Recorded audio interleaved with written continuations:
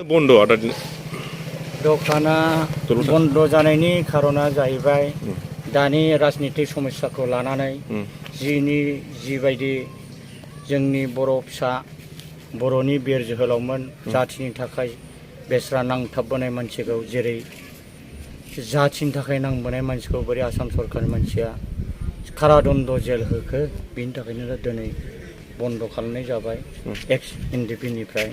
ओमफ्राय समस्याया जाहैबाय बर' जाथिया जेला आसामनिफ्राय गावस्रानाय लगे लगे गावस्रानो थाखाय जेला आलदा हादोर बिनायनि थाखाय नांबोनाय मानसिया बोरै कारादन्द जेल जानांगौ बिनि थाखाय दिनै एनडिपिफ्रा बन्द खालामनायाव जोंनि सान्तिपुर बाजाराबो बन्द खालामनाय जादों आरो। बिजनेसमेनफोरनि माबा मोनसे खहा जागोन बायदि सानो नामा?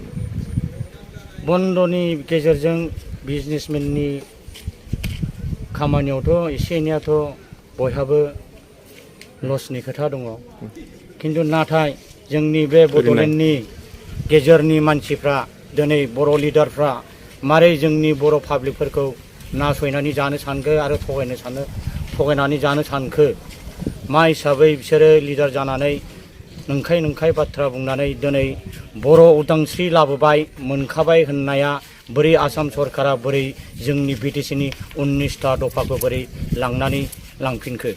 मोनखानाय जोंनि हा हुनि खाजोना बिटिसिनि टेक्स मोनखानाय हानि खाजोना मोनखानायफोरखौ बोरै आसाम सरकारा लांनानै जाफिननो हाखो?